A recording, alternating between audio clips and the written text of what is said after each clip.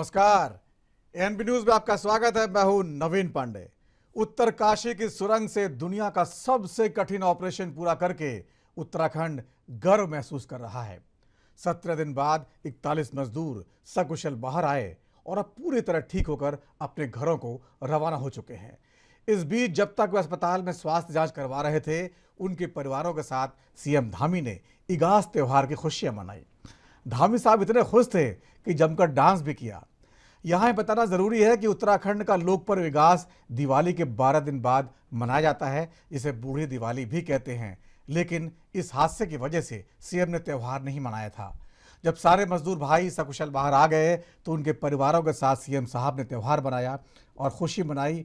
पूरे उत्तराखंड ने अपने सीएम की इस भावना की सराहना की। इतना ही नहीं, धामी सरकार ने सभी मजदूरों को 1-1 लाख रुपए भी राहत राशि के तौर पर दिए। इतना ही नहीं, इस ऑपरेशन को जिस तरह सीएम धामी ने लीड किया, उससे उनका सियासी कद भी बेहद बढ़ गया है। इसके बाद कल जब वे ईजा बेड़ी महोत्सव में शामिल होने हल्द्वानी पहुंचे थे तो उनके स्वागत के लिए रोड के दोनों ओर लोगों की कतारें लगी हुई थी, जो आमतौर पर उत्तराखंड में कम ही देखने को मिलता है। लेकिन इतने बड़े कामयाब ऑपरेशन के बाद कुछ सवाल भी रह जाते हैं जिन पर बात करना जरूरी है। मुद्दा में आज उन्हीं बातों को आगे बढ़ाएंगे। हमारे साथ कुछ खास मेहमान मौजूद रहेंगे, लेकिन उससे पहले देख लेते हैं एक खास रिपोर्ट जिसके जरिए आप जानेंगे कि पूरा ऑपरेशन किस तरह से सकुशल कामयाब किया गया। उत्तरकाशी की सिलक्यारा सुरंग का नाम देश परदेश ही नहीं बल्कि विदेश तक लोगों की जुबान पर रहा, क्योंकि 41 मजदूरों ने सुरंग में 17 दिन गुजारे हैं और मौत से जिंदगी की जंग जीती है। आपको बता दें कि जहां एक तरफ उत्तरकाशी टनल रेस्क्यू ऑपरेशन पूरा होने पर शासन प्रशासन ने राहत की सांस ली है, वहीं दूसरी तरफ उत्तराखंड के मुख्यमंत्री पुष्कर सिंह धामी ने सिलक्यारा सुरंग के अंदर फंसे सभी 41 श्रमिकों के सफल बचाव के उपलक्ष्य में दीपावली मनाई है। शायद कोई ऐसा दिन होगा जिस दिन प्रधानमंत्री जी ने इस घटनाक्रम के बारे में, इस रेस्क्यू ऑपरेशन के बारे में जानकारी प्राप्त नहीं की हो। प्रत्येक दिन एक बार अवश्य करते थे और कई दिन ऐसा होता था, एक बार और 2 बार और 3 बार भी इस पूरे रेस्क्यू अभियान के बारे में और हमारे जो मजदूर अंदर हैं उनके स्वास्थ्य के बारे में, टेक्नोलॉजी के बारे में, कौन सी मशीन काम कर रही है, कितना समन्वय हो रहा है, उनके परिजन कैसे हैं, सारी चिंता उन्होंने करी। और थोड़ा सा भी हम हतोत्साहित होते थे, क्योंकि इस अभियान में एक बात जरूर होती थी, कई बार हमको लगता था कि अब हम कुछ ही घंटों में ये अभियान पूरा करने वाले हैं, हमारे मजदूर भाइयों तक पहुंचने वाले हैं। उसी बीच ऐसा कुछ हो जाता था कि वो अभियान हमारा एकदम चरम पर पहुंचने के बाद फिर नीचे शून्य पर आ जाता था, यानी पारा एकदम 100 पर पहुंचा और 100 से शून्य पर आ जाए, तो वो स्थिति बहुत कठिन हो जाती थी। और 16 तारीख को जिस प्रकार से पूरा का पूरा अभियान रुक गया, मशीन ने काम करना बंद कर दिया, ऊपर से वाइब्रेशन शुरू हो गया और जो हमारे मजदूर भाई रेस्क्यू अभियान में और अन्य एजेंसी के लोग लगे हुए थे, उनकी भी सुरक्षा पर खतरा पैदा हो गया था। वो बहुत कठिन स्थिति थी, लेकिन बाबा भौकनाथ की कृपा से, हमारे सभी देवी देवताओं की कृपा से, भगवान की कृपा से, हमारे मोदी जी के विशेष निर्देशन में और मार्गदर्शन में ये पूरा अभियान हमारा सफल हुआ है। मैं इस अभियान में लगने वाले एक एक व्यक्ति को, एक एक व्यक्ति जिसने योगदान दिया है, भारत सरकार की एजेंसियों का, राज्य सरकार की एजेंसियों का, विशेषज्ञों का और वैज्ञानिकों का और हमारे सभी जनप्रतिनिधियों का, जिन्होंने ऐसे समय में, और वहाँ के स्थानीय लोगों का जिन्होंने बहुत बड़ा योगदान दिया है, उनका मैं सबका अभिनंदन करता हूँ। और हमारे जो मजदूर भाई हैं, उन मजदूर भाइयों का मैं विशेष रूप से अभिनंदन करना चाहता हूँ कि उन्होंने ऐसी विकट परिस्थिति में, जब अपने जीवन के लिए वो संघर्ष कर रहे थे, धामी मजदूरों को निकालने वाला अपना वादा पूरा कर चुके हैं। बता दें कि सीएम ने इस रेस्क्यू में अपना योगदान देने वाले सभी लोगों की सराहना की है और प्रधानमंत्री नरेंद्र मोदी का भी आभार जताया। आपको बता दें कि सीएम धामी ने सभी श्रमिकों को 1-1 लाख रुपए की राशि दे दी है।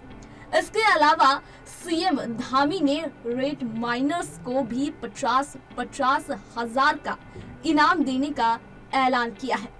वहीं सुरंग का निर्माण कर रही कंपनी ने भी सभी फंसे हुए मजदूरों को 2-2 लाख रुपए देने की घोषणा की है और बचाव अभियान में लगे सभी अधिकारियों कर्मचारियों को 2-2 माह का वेतन बोनस दिया जाएगा। अब एक तरफ जहां सुरंग में चल रहे रेस्क्यू के दौरान सैकड़ों लोगों का हुजूम उमड़ा था, वहीं दूसरी तरफ अब सन्नाटा पसरा है। फिलहाल सुरंग का काम बंद कर दिया गया है। 41 मजदूर टनल में फंसे थे, उनको सकुशल जो है बाहर निकाला गया है। मैं उन तमाम एजेंसीज को बधाई देना चाहता हूं जिन्होंने इस रेस्क्यू ऑपरेशन में हिस्सा लेने का काम किया और मजदूर सही सलामत निकल गए, बहुत अच्छी बात है। लेकिन एक प्रश्न चिन्ह खड़ा होता है। मैं जब सिलक्यारा गया था तो मैंने वहां पर भी कहा था कि जिस एजेंसी के पास ये कार्य है उस एजेंसी द्वारा जो वहां पर व्यवस्था की जानी चाहिए थी ताकि इस घटना से बचा जा सकता था, जो सुरक्षा के उपाय किए जाने चाहिए थे वो नदारद थे, जिसकी वजह से घटना घटित हुई। और जो एजेंसी कार्य कर रही थी, जिसको वर्क अलॉट हुआ था, वो जो उसका सुप्रीमो है वो वहां पर आए नहीं। हमने तब भी कहा था कि सरकार जहां एक और जो है जो मजदूर टनल में फंसे हैं उनको निकालने की बात हो रही है, वो काम भी होता रहे, साथ ही साथ जो है कानूनी कार्रवाई भी उस एजेंसी के खिलाफ होनी चाहिए जिसकी लापरवाही की वजह से ये घटना घटी। फिलहाल 41 मजदूरों की जान बच चुकी है और ये खुशी का लम्हा किसी त्योहार से कम नहीं था। सीएम धामी के नेतृत्व और केंद्र के सहयोग ने 41 जिंदगियां बचाई हैं। मजदूरों को बचाने के लिए भगवान और विज्ञान दोनों ने ही चमत्कार किया। रेस्क्यू के दौरान कई तरह की अड़चनें भी पैदा हुई, लेकिन मुख्यमंत्री धामी ने हार नहीं मानी।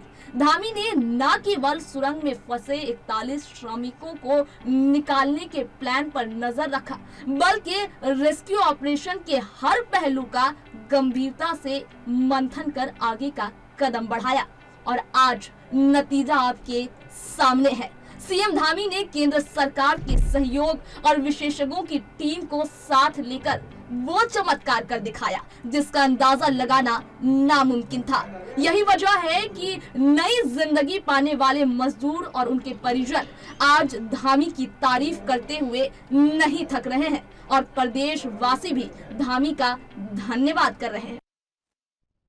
तो हर तरफ धामी की जय जयकार हो रही है। उत्तरकाशी की जिस तरह से हादसे में धामी साहब ने लीड किया, पूरे देश और दुनिया में उनका नाम एक नई तरह से लिया जा रहा है। इस पे आगे बात करेंगे, वक्त छोटे से ब्रेक का है, ब्रेक के बाद जल्द लौटते हैं।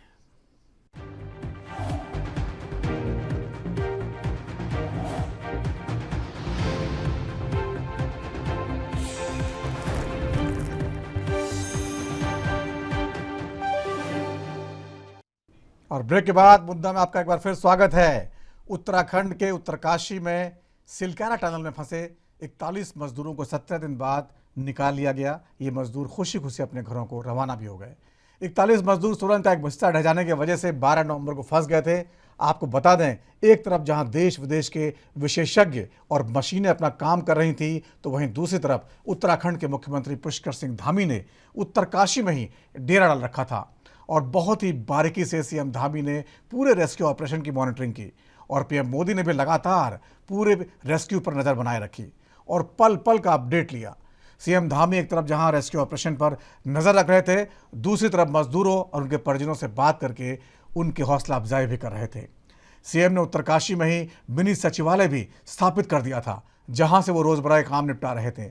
चूंकि अब यह ऑपरेशन सीएम धामी के नेतृत्व और केंद्र के सहयोग से सफल हो चुका है और पूरा प्रदेश धामी के कुशल नेतृत्व की सराहना कर रहा है, तो सीएम धामी के विधानसभा क्षेत्र चंपावत से लेकर उत्तरकाशी तक सीएम धामी धन्यवाद के नारे लग रहे हैं और धामी की तारीफों के पुल बांधे जा रहे हैं।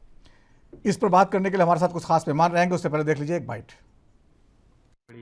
जी, जिस तरह से मुख्यमंत्री धामी ने सबको सुरक्षित बाहर निकाले मजदूरों को, आप किस तरह से देखते हैं? बहुत अच्छा कार्य किया उन्होंने। प्रदेश के मुख्यमंत्री होने के नाते एक अभिभावक की जो भूमिका उन्होंने निभाई, बहुत ही बढ़िया। साथ में बाबा बौगनाथ की कृपा से उनके ऊपर भी रही और मजदूरों के ऊपर भी रही। इनकी बदौलत से सकुशल 41 मजदूर बाहर आए। इसके लिए बाबा भोगनाथ का सबसे पहले योगदान है, जो मुख्यमंत्री के ऊपर भी, जनता के ऊपर भी, देश प्रदेश के ऊपर भी उसकी रक्षा का सबसे बड़ा योगदान है। देखिए, इस रेस्क्यू ऑपरेशन ने साबित कर दिया कि उत्तराखंड का नेतृत्व सही हाथों में है और मैं धामी जी को, मोदी जी को बधाई देना चाहूँगा कि 17 दिन बाद 41 के 41 अपने श्रमिक भाई सकुशल वहाँ से बाहर आए और किसी को कोई जान माल की हानि नहीं हुई है। और मैं अपनी सेना को, एनडीआरएफ को, आईटीबीपी को, जितने भी इंजीनियर्स हैं और पूरे भारत देश को बधाई देना चाहूँगा। ऊपर वाले की देन है कि सब सुरक्षित रहे। अपने 17 दिन से बड़े उन्होंने धैर्य रखा अपना, सभी मजदूरों ने, और हमारे धामी जी ने बहुत खड़े होकर अच्छा उनका हौसला अफजाई करा। हमारे प्रधानमंत्री जी पल पल की खबर लेते रहे उनसे, आज भी उनसे काफी अच्छे रहे। और हमारे धामी जी आज भी उनके चिनिया सॉल हॉस्पिटल के अंदर उनका हालचाल मालूम करने गए। ऐसे ही सीएम साहब और प्रधानमंत्री जी हमारे देश के गौरवशाली हैं। मेहनत लगी, काफी इंजीनियर भी आए। क्या लगता है आपको, किस तरीके का रेस्क्यू रहा होगा और क्या खुशी है आपके मन में सरकार के प्रति? सरकार के प्रति हमारे मन में बहुत खुशी है और मैं अपने मुख्यमंत्री पुष्कर सिंह धामी जी का बहुत बहुत धन्यवाद करूंगी इसके लिए कि उन्होंने दिन रात एक करी उन मजदूरों को निकालने के लिए, उनकी पूरी रेस्क्यू टीम जो लगी हुई थी। और सबसे खुशी की बात मुझे है कि मजदूर वहाँ मतलब बहुत उससे नहीं बैठा, बहुत वो अंदर भी था तो बड़े उत्साह से था कि हमारे लिए बाहर इतनी आर्मी के जवान, और वो जवान हमारे लिए बहुत मेहनत कर रहे हैं। और मैं उन सभी का भी धन्यवाद करूंगी आप लोगों के माध्यम से। और मुझे बहुत खुशी है कि आज तक कभी ऐसा नहीं हुआ है, लेकिन हमारे भारतीय जनता पार्टी के टाइम पे ऐसा हुआ है कि जो 41 मजदूर जो वहाँ पर थे और वो सुरक्षित बाहर आ रहे हैं, उसके लिए मैं फिर दोबारा से अपने प्रधानमंत्री नरेंद्र मोदी जी का और अपने मुख्यमंत्री जी पुष्कर सिंह धामी जी का बहुत बहुत धन्यवाद। उत्तरकाशी सुरंग हादसे के बाद हर तरफ धामी की जय जयकार हो रही है। पूरे प्रदेश के लोग उनकी तारीफों के पुल बांध रहे हैं। इस पर चर्चा करने के लिए हमारे साथ कुछ खास मेहमान मौजूद हैं। चलते हैं उनके पास। प्रदेश उपाध्यक्ष बीजेपी देवेंद्र भसीन साहब, आपका बहुत बहुत स्वागत है। कांग्रेस नेता सुनीता प्रकाश जी, आपका बहुत बहुत स्वागत है। और जगदम्बा प्रसाद, इंस्पेक्टर एसडीआरएफ उत्तराखंड, आपका बहुत बहुत स्वागत है। चर्चा की शुरुआत करते हैं। देवेंद्र भसीन साहब, जिस तरह से धामी जी कल हल्द्वानी गए और वहां उनका जिस तरह सड़क किनारे लोगों ने स्वागत किया, यह अभूतपूर्व था। इससे पहले उत्तराखंड में इस तरह की तस्वीरें बहुत कम देखने को मिली थी। तो क्या आपको लगता है कि धामी एक बहुत बड़े नेता बन गए उत्तराखंड के, जिनका नाम देश ही नहीं पूरी दुनिया में गूंजने लगा है? बिल्कुल सही है। और वर्तमान में हमारे मुख्यमंत्री श्री पुष्कर सिंह धामी जी ने अपने कार्यों से और अपने परिश्रम से जनता के बीच में जो स्थान बनाया है, तो निश्चित तौर पर एक महान नेता का स्थान है। और जिस घटना का आपने जिक्र किया, उसके अलावा भी पूरे प्रदेश के अंदर उनकी चर्चा हो रही है, उनके प्रति धन्यवाद व्यक्त किया जा रहा है। ये जो रेस्क्यू ऑपरेशन था, नवीन जी, अपने आप में एक ऐतिहासिक रेस्क्यू ऑपरेशन था और पूरी दुनिया की निगाह इसके ऊपर थी। और इसके सफल बनाने में हमारे प्रधानमंत्री माननीय श्री नरेंद्र मोदी जी के द्वारा केंद्र सरकार की सभी एजेंसियों को, केंद्र सरकार के सभी संसाधनों को यहाँ पर लगा दिया। और दूसरी ओर प्रदेश के अंदर माननीय मुख्यमंत्री श्री पुष्कर सिंह धामी जी के नेतृत्व में लगातार काम होते रहे और सभी का कोऑर्डिनेशन करके जिस प्रकार सफलता प्राप्त की गई है, उसको पूरी दुनिया में सराहा जा रहा है। संयोग की बात ये रही कि मुझे अमेरिका के और यहाँ तक कि पाकिस्तान के जो अखबार हैं, उनके बारे में भी कुछ देखने को अवसर मिला। और सभी अखबारों में अंतर्राष्ट्रीय स्तर पर इस रेस्क्यू ऑपरेशन की तारीफ हो रही है। और अपने आप में धामी जी का जो व्यक्तित्व, एक कुशल नेता के नाते, एक सुलझे हुए नेता के नाते और तत्काल कार्रवाई करने वाली जो स्थिति रहती है, उसके नाते जो उनका व्यक्तित्व सामने आया है, वो अपने आप में बहुत ही उल्लेखनीय है। और ये रेस्क्यू ऑपरेशन केवल आज की घटना नहीं है। ये रेस्क्यू ऑपरेशन जो है कल केस स्टडी बनेगा और दुनिया के जितने बड़े ऑपरेशन हुए हैं उनमें एक अपने आप में बड़ा कठिन ऑपरेशन था और उसमें भी इसका उल्लेख होगा। इसे माननीय प्रधानमंत्री जी का जिक्र, हमारे मुख्यमंत्री धामी जी का जिक्र, सभी एजेंसियों का जिक्र, हमारे जो रेड माइनर्स हैं उनका जिक्र, और साथ ही जो मजदूर फंस गए थे उनके धैर्य और उनके परिवारजन निश्चित तौर पर आने वाला है। तो हम निश्चित तौर पर ये मान के चलते हैं कि रेस्क्यू ऑपरेशन ने एक इतिहास की रचना की है। लेकिन ये भी चले अपने आप चले में तथ्य है, बात आगे बढ़ाएंगे। कुछ चले एक बार सुनीता से बात कर लेते हैं। सुनीता प्रकाश जी, धामी जी की तारीफ हो रही है, देवेंद्र भसीन जी भी कह रहे हैं कि पूरी दुनिया में तारीफ हो रही है और जो दिखाई भी देता है, लेकिन आपके नेता जो है लगातार सवाल उठा रहे हैं, तो ऐसे खुशी के मौके पर किस तरह के सवाल हैं ये? देखिए, सबसे पहले तो मैं बॉक नाग देवता और रेड माइनर सरकारी एजेंसियों और समस्त जो भी इस कार्य में सम्मिलित थे सबको मैं नमन करना चाहूंगी, प्रणाम करना चाहूंगी। यहाँ पे मैं पूछना चाहती हूँ कि आप धामी जी की इतनी चर्चा कर रहे हैं, अगर धामी जी का ध्यान उत्तराखंड में होता, ये टनल बनने पे इसकी खामियों में होता, तो आज क्या ये जो पैसा पानी की तरह बहाया गया और 18 दिन तक ये मजदूर जो अंदर जो है सांस लेने के लिए भी मजबूर थे। आप ये बताइए मुझे कि ये धामी जी की इतनी प्रशंसा हो क्यों रही है? इसलिए कि उन्होंने अपने राज्य में ध्यान न देकर के सीधा यूएई में जाकर के, यूके में जाकर के आप जो बाहर ही घूमते रहे और आप क्या क्या प्रोजेक्ट चल रहे हैं, क्या काम चल रहा है सुरंग का, उसमें क्या मानवता का ध्यान रखा जा रहा है कि नहीं रखा जा रहा है? क्या ये आप मुझे बताइए, ये क्या देवी आपदा थी? ना ये देवी आपदा थी, ना ये भौगोलिक स्थिति थी, ये सिर्फ भाजपा सरकार की घोर लापरवाहियां, एजेंसियों की घोर लापरवाहियां और धामी जी का राज्य के ऊपर निगरानी ना रखना, ये सबके कारण आज हमारे उत्तराखंड को ये दिन देखना पड़ा। आज किस तरह से मेरी समझ में नहीं आता है कि धामी जी की कमियों को छुपा करके आप किस तरह से उनका प्रचार प्रसार उनको वाई करने का काम कर रहे हैं, ये समझ से परे। लेकिन उत्तराखंड की जनता इस बात को, चाहे आप विदेश जाइए, चाहे आप कहीं भी जाइए, कितना भी नाम हो रहा है, लेकिन उत्तराखंड की जनता के सामने उनका जो रूप है, असली चेहरा सबके सामने आ गया है। उनकी पोल खुल गई है कि किस तरह से लापरवाहियों की तरह। आज देखिए कि ये हादसा कल भविष्य में कितना बड़ा हो सकता था जब ये पूरी तरह तैयार हो जाती और इस तरह का कोई हादसा होता। सुनीता प्रकाश जी, जिस तरह की आप बात कर रही हैं, ये तो जो एजेंसियां हैं वो केंद्र सरकार के अंतर्गत काम करती हैं। धामी सरकार ने जो काम किया है वो तो उनको बचाव अभियान का काम किया है। चलिए, मैं इस पर अभी और आगे चलूंगा। वक्त छोटे से ब्रेक का, ब्रेक के बाद लौटेंगे तो इस पर चर्चा आगे बढ़ाएंगे।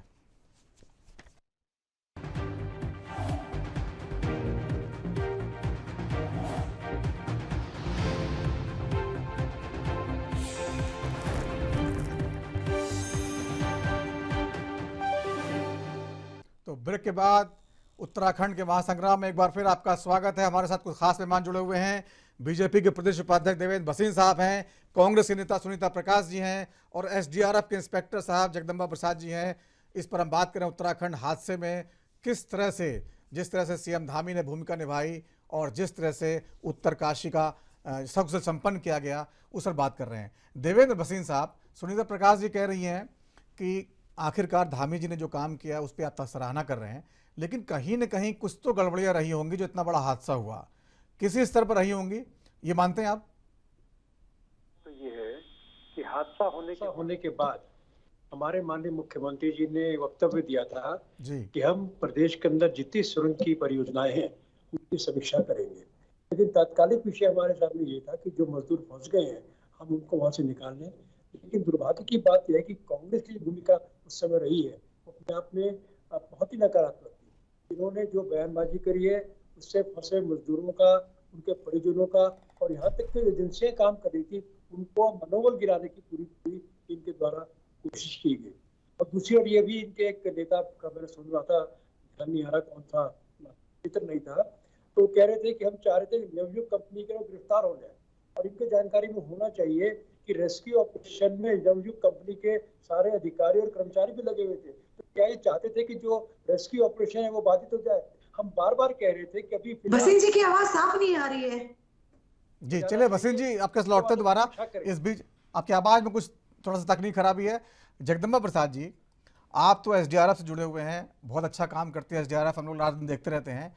तो जिस तरह का यह हादसा हुआ, कितने मुश्किल हालात थे, क्योंकि जो हम लोग पढ़ रहे हैं दुनिया में इस तरह के बहुत कम जो है मामले देखने को आए।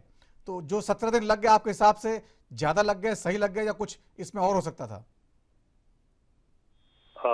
नमस्कार पांडे जी, आवाज आ रही है? नमस्कार जी, नमस्कार, आ रही आवाज। Thank you. अभी जो मेरे और सुनीता जी, इनको भी नमस्कार। जी आपके माध्यम से सभी को मैं जितने भी ऑडियंस है आपके नमस्कार करना चाहता हूँ। देखिए, कम लगा ज्यादा लगा समय ये सवाल नहीं है। सवाल ये होना चाहिए कि क्या हमने उनको सेफली इवैक्यूएट किया या नहीं। इवैक्यूएशन में किसी प्रकार की कोई इंजरीज या कोई कैजुअलिटीज तो नहीं हुई।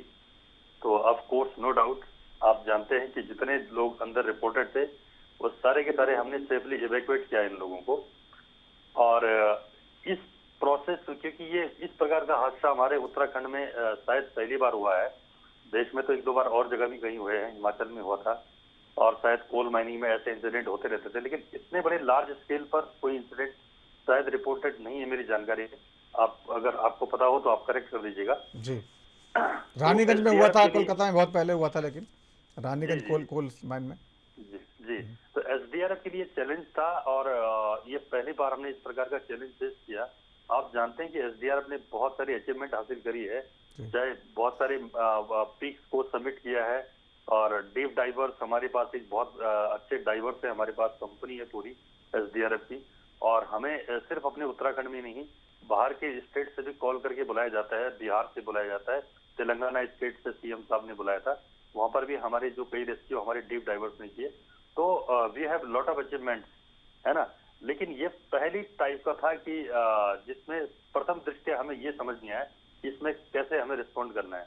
तो आपने देखा कि जो साइट पे आपने भी रिपोर्ट करी होगी, तो वो पूरा टनल जो है लगभग 60-65 मीटर पूरा कोलैप्स हो गया था और एक उसको आइसोलेट कर दिया गया था अंदर के मलबे के द्वारा।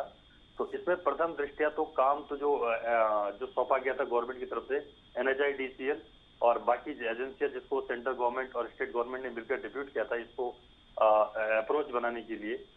तो जो फर्स्ट प्लान आपने देखा था कि पहले सिंपल सा मलबे को हटा करके 1-2 दिन तक काम चला और उसमें जब दोबारा से मलबा आया, तीसरे दिन जब बहुत जोर का मलबा आया तो लगा कि नहीं ये प्लान कारगर नहीं है। तो सेकंड ऑप्शन पे इस पे विचार किया गया बड़े अधिकारियों के द्वारा और अगले जो हॉरिजॉन्टल ड्रिलिंग उसमें स्टार्ट की गई। इसमें अमेरिकन ऑगर भी इंट्रोड्यूस हुई, एक मशीन जो सबसे दुनिया की सबसे अच्छी जी, बहुत नाम होगा उसका, ऑगर मशीन का। जी, मानी जाती है। तो इसमें आपने देखा होगा कि पूरा एक गवर्नमेंट का एफर्ट है, बहुत अल्टीमेट लेवल का गवर्नमेंट जो कर सकती थी उसने किया। माननीय प्रधानमंत्री जी, माननीय मुख्यमंत्री जी, देखिए हम वैसे मैं पॉलिटिकल कमेंट बिल्कुल नहीं करूंगा, लेकिन एफर्ट है वो आपने पब्लिक उसमें डिस्कोर्स में है, सारे मीडिया चैनल ने उसको विजुअलाइज किया है, आपने देखा होगा। तो एफर्ट में कोई कमी नहीं थी। लेकिन अब ये कि जो आप समीक्षा की बात कर रहे हैं, जांच की बात कर रहे हैं, वो एक अलग विषय है और सरकार उस पर कार्यवाही करे, ये जो भी उनको उचित लगेगा वो अलग विषय है। लेकिन एफर्ट बहुत अच्छा लेवल का था और हमारी एसडीआरएफ ने बहुत शानदार काम किया इसमें। और जब अप्रोच एक बार क्लियर हो गई तो एक जो ज्वाइंट टीम बनाने के जो इंस्ट्रक्शंस हमें प्रोवाइड हुई है एनडीआरएफ और एसडीआरएफ की कि सेफली एक को इवैक्यूएट करना है। हमारे जवान एसडीआरएफ के भी जवान अंदर गए, एनडीआरएफ के भी जवान अंदर गए। हमारे कमांडेंट साहब मणिकांत मिश्रा साहब वहां पर खुद मौजूद रहे इतने दिनों तक, 18 दिनों जब तक ये रेस्क्यू चला, तो उनके भी बड़े अधिकारी मौजूद थे। और चलिए जगदम्बा जी, मैं जब एक छोटे से ब्रेक में जा रहा हूँ, उसके बाद जब लौटूंगा तो आपसे पूछूंगा कि इस तरह के जो अभियान हैं उनमें क्या क्या सावधानी की जरूरत होती है। तो आपके छोटे से ब्रेक का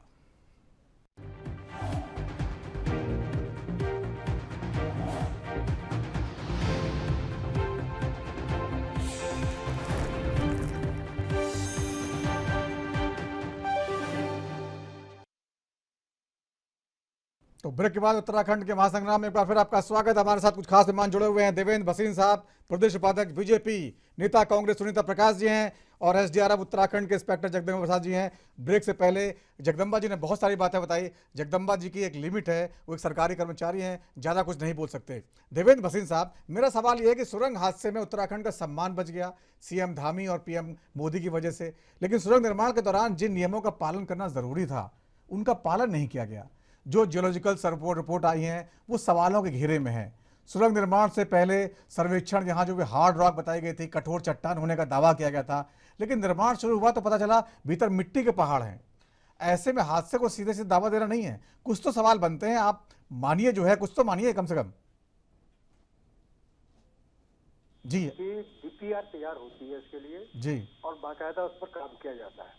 अब जो हादसा हुआ है वो किन कारणों से हुआ, कौन लोग जिम्मेदार हैं, आदि आदि, ये सारे सवाल जो है, जो विशेषज्ञों की जांच टीम है, वो इस बारे में अध्ययन करके अपनी रिपोर्ट सरकार को देगी। हम उस बारे में नहीं जानते। देखो कच्ची टिप्पणी लेकिन करना उचित लेकिन नहीं लेकिन है। लेकिन लेकिन भसीन साहब, इतना बड़ा हादसा था पूरे देश और दुनिया में, उस जो कंपनी है उसके खिलाफ एफआईआर तक दर्ज नहीं हुई। ये कहीं ना कहीं ऐसा देखिए, लगता पहली नहीं कि आप मतलब बचाने की कोशिश कर रहे हैं कंपनी को? जांच होगी, ये तो मतलब बाद में जांच होगी, उसके बाद आप जो है उसको रद्दी की टोकरी में डाल देंगे, लोग भूल जाएंगे। मुझे एक ही बताइए, नवयुग कंपनी के अधिकारी कर्मचारी रेस्क्यू ऑपरेशन में लगे हुए थे। वो तो लगेंगे, रेस्क्यू ऑपरेशन आप गलती उनकी है। सुनिए ना, जी सुनिए ना, अब गलती किसकी है ये बात तो जांच में बिल्कुल सामने आ जाएगी, और जो भी जांच में व्यक्ति मैं बोल सकती हूँ प्लीज? अभी अभी आपको मौका दूंगा। करेंगे। और दूसरी बात, थोड़ा जल्दी दिया। बोलते हैं कि इस कंपनी ने फलानी जगह काम किया था, गुजरात की बात करते हैं, तो मैं उनको याद दिला दूंगा, जो गटर गिरा था बाकायदा 2 अभियंताओं के खिलाफ एफआईआर हुई और उन पर बाकायदा जितने भी लोग मृत्यु हुए उनको कंपनसेशन के भी आदेश हुए। तो हमारी सरकार, मोदी जी की सरकार या धामी जी की सरकार, किसी प्रकार के कोई गड़बड़ी हुई है उसको माफ करने वाली नहीं है। इसलिए मेरा कहना ये है कि कौन जिम्मेदार था, कहाँ पर गड़बड़ी हुई, डीपीआर का जो निर्देश होता है, जो उसके प्रावधान होते हैं, मानक होते हैं, उनका पालन नहीं किया गया या किया गया या गलत किया गया, इस सारी डिटेल वो एक्सपर्ट्स के द्वारा, एक्सपर्ट की रिपोर्ट का हमें वेट करना चाहिए। और ये विश्वास तो हमें प्रधानमंत्री जी पे करना होगा और मुख्यमंत्री पे करना होगा कि जो दोषी पाया जाएगा उसके खिलाफ निश्चित तौर पर कार्रवाई होगी। चलिए, कार्रवाई होगी, ठीक है सुनीता प्रकाश जी, कार्रवाई होगी, जांच हो रही है। आप लोग इतनी जल्दबाजी में क्यों हैं? देखिए, सबसे पहले मैं कहना चाहूँ कि national highway authority of India के द्वारा ये कार्य जो है कार्यदायी संस्था को दिया गया, उसके अधिकारियों की घोर लापरवाही थी। यहाँ पे मैं कहना चाहूंगी आपसे कि यहाँ पे मैंने पहले कहा, पूरी रेस्क्यू टीम जितनी भी, जिन्होंने 41 लोगों को निकालने के लिए अपनी जान जोखिम में डाली, उनको मैं सैल्यूट करती हूँ। लेकिन यहाँ पे मोदी जी और धामी जी का क्या रोल है? इनकी लापरवाहियों की वजह से अगर इन्हें संस्थाओं के ऊपर जो है निगरानी की होती तो शायद आज इतना बड़ा जो है धामी जी ने तो अपना रोल बहुत अच्छी तरह से निभाया है, तो पूरा देश कह रहा है। देखिए धामी जी ने क्या किया, आपने देखा मिनी सचिवालय बना दिया वहां पर। क्या आप और हम निभाते एंकर साहब? अगर धामी जी इस रोल को नहीं निभाते तो क्या ये आपका हमारा काम था? उनकी जिम्मेदारी थी ये। वो कहां से इतना श्रेय लेने का कार्य कर रहे हैं और अपने घर में जो है विकास बना करके टैक्स पेयर का पैसा, जो लोग देहरादून में ही बैठे हुए थे, जिनका वहां सिरगारस्ती को लेना देना था, उन लोगों को आप खाना खिला पिला करके जो है टैक्स पेयर का पैसा बर्बाद कर रहे हैं। ये सारी जिम्मेदारी धार्मिक जी मोदी की जी थी कि अपनी एजेंसियों के ऊपर लगाम कसते। आज आप देख रहे हैं कि आज उत्तराखंड का सामान दांव पे लग चुका था बागनाथ बाबा की, और ये रेड माइनस की है, चमत्कार हुआ है वहां पे कि जो आज हमारा सामान बच गया है। इसमें यहाँ ना मोदी जी को वाहवाही लूटनी चाहिए और ना ही धामी जी को। इनको लोगों को शर्मसार होना चाहिए कि इनकी नेगलिजेंस की वजह से, इनकी लापरवाही की वजह से आज उत्तराखंड को जो है इतना आप बताइए कितना पैसा पानी की तरह बहाया गया। आपको विदेश से एक्सपर्ट मंगाने पड़े, मशीनरी मंगानी पड़ी। अगर वो पैसा माने हमारे उत्तराखंड को धामी जी मांगते केंद्र से, ये तो केंद्र का भी है ना, केंद्र की कितनी बड़ी लापरवाही इसमें थी कि आप इतने संवेदनशील जगह पे टनल बना रहे हैं और आपका कोई दायित्व नहीं बनता कि आप वहां पे सेफ्टी ऑडिट करवाएं। आप इसका टनल वहां पे नहीं है, कितनी बड़ी लापरवाही आप बताइए है। आज जो है लापरवाही लूटने का मेरे ख्याल से में शर्मसार होने वाली बात है केंद्र और राज्य सरकार दोनों को कि ये लगाम नहीं कर पाए ना अधिकारियों के ऊपर ना एजेंसी के ऊपर। और सबसे बड़ी बात आपसे मैं कहना चाहती हूँ एंकर साहब कि आप हमारे धामी जी कह रहे हैं कि मैंने कंपनी से निवेदन किया कि वो जो है इनको 1 महीने की छुट्टी दे दें मजदूरों को। जो धाकड़ धामी कंपनी को आप एफआईआर नहीं कर रहे हैं, आप कुछ भी कार्रवाई नहीं कर रहे हैं, आप उनसे निवेदन कर रहे हैं कि आप जो है मजदूरों को छुट्टी दे दीजिए। ये क्या कर पाएंगे हम पे? क्या जवाब लेते हैं, जवाब लेते हैं। 18 दिन हो गए हैं, कोई भी नवयुग कंपनी के ऊपर कोई भी कार्रवाई नहीं की गई। ठीक है, देवेंद्र जी क्या कहेंगे? देवेंद्र भसीन साहब क्या कहेंगे? पहली बात तो ये है कि धामी जी हो या राज्य सरकार के कोई भी हो, भ्रष्टाचार को सहन करने का प्रश्न पैदा नहीं होता। और जो नवयुग कंपनी है इसको एंगेज किया गया था NHIDCL के द्वारा और उनकी प्रक्रिया है। और नवयुग कंपनी केवल देश में नहीं बाहर भी काम करती है। भसीन जी स्वीकार कीजिए गलतियां हुई हैं, मेरे ख्याल से आपका उत्तराखंड की जनता की राज्य की जनता पे आपका अच्छा एक प्रभाव पड़ेगा यदि आप स्वीकार करेंगे कि आप लोगों की गलतियां थी। आप जब तक दोषियों को सजा नहीं देंगे, आप कितना भी प्रशंसा कीजिए सरकार की, जिस दिन आप इन दोषियों को सजा देंगे, कार्रवाई करेंगे, जनता के ऊपर एक अच्छा मैसेज आपका जाएगा। सुनीता जी, इनको जवाब देने दीजिए, जवाब तो देने दीजिए। जी बोलिए, भसीन साहब बोलिए। धामी जी ने पहली भसीन साहब की आवाज नहीं सुनाई दे रही है। आप बोलेंगे कि समीक्षा इसकी की जाएगी और निश्चित तौर पर जो भी गलती होगी उसको चिन्हित करके कार्रवाई भी की जाएगी। किसी प्रकार से हमारे यहाँ पर कोई इस प्रकार की जो है छूट का प्रश्न पैदा नहीं होता। क्योंकि कांग्रेस में भी बात याद दिलाऊंगा, जिस समय आपका केदारनाथ का हादसा, आप कांग्रेस की बात मत कीजिए, आज आपको जवाब देना है, आपको कार्रवाई करनी है। कांग्रेस को जनता ने जवाब दे दिया है, आपका कोई हक नहीं बनता है कांग्रेस को शिक्षा देने का। आपकी राजनीति बहुत हो गई है कांग्रेस के ऊपर, आप जो है कांग्रेस अपनी राजनीति चमकाने का काम करते हैं। ऐसे निंदनीय है ऐसी राजनीति के ऊपर कि आप अपनी जिम्मेदारियों से हट करके सिर्फ कांग्रेस नहीं, आज जनता भी जान गई है आप लोगों की ये चाल कि आप कांग्रेस के पीछे छुपने का काम करते हैं। जगदम्बा जी, हमारे प्रधानमंत्री जगदम्बा जी, मैं आपसे जानना चाहता हूं, कुछ समय बचा है मेरे पास, ये इस तरह का जो हादसा हुआ है, क्या इससे उत्तराखंड सरकार को, उत्तराखंड के लोगों को या केंद्र सरकार की एजेंसियों को कुछ सबक लेना चाहिए आगे के लिए? जैसा कि जोशीमठ में 1 साल पहले हुआ, दरारें आ गई थी, वहां भी जांच चल रही है, बहुत सारे हादसे हो गए हैं, 4 धाम प्रोजेक्ट अभी लंबा चलना है, बहुत सारी सुरंगें खुदेंगी, तो क्या क्या आपको लगता है, चूंकि आप एक्सपर्ट हैं, तो क्या सबक लेने चाहिए? जगदम्बा प्रसाद जी। जी जी जी, मैं शुरू करूं? हाँ, मैंने पूछा था कि जिस तरह 4 धाम प्रोजेक्ट चल रहा है और भी बहुत सारे प्रोजेक्ट उत्तराखंड में चल रहे हैं, तो इस हादसे से क्या सबक है जो भविष्य के लिए हमें लेने चाहिए? देखिए, मैं थोड़ा हालांकि मैं कोई इंजीनियर तो नहीं हूं, लेकिन टेक्निकल पॉइंट ऑफ व्यू से इतना ही कहना चाहूंगा कि जो भी प्रोजेक्ट हो, चाहे टनल का हो, चाहे रोड का हो, ब्रिजेस का हो, फ्लाईओवर का, जो भी हो, जो डीपीआर में जो भी टर्म्स एंड कंडीशंस होती हैं उनको फुलफिल किया जाना चाहिए। जो ड्राइंग्स और डिजाइन उसके तैयार किए जाते हैं वो एज पर ड्राइंग सारे काम को मॉनिटरिंग किया जाना चाहिए और सिक्योरिटी के साथ कोई कंप्रोमाइज ना हो। और प्रोजेक्ट में जो सिक्योरिटी के नॉर्म्स होते हैं, अलग से सिक्योरिटी ऑफिसर्स नियुक्त किया जाता है। सिक्योरिटी के जो पैरामीटर्स होते हैं अलग प्रोजेक्ट के लिए, अलग अलग प्रोजेक्ट के लिए वो अलग अलग हो सकते हैं। उसको वॉच करने के लिए, उसको मॉनिटर करने के लिए एक अलग अथॉरिटी भी होनी चाहिए। ये मेरे सबमिशंस हैं। चलिए, ठीक है। पर्टिकुलर इस मैटर में अगर कहूँगा तो टनल के जो सबक वाली आपने बात कही, 30 सेकंड बचे मेरे पास, जल्दी।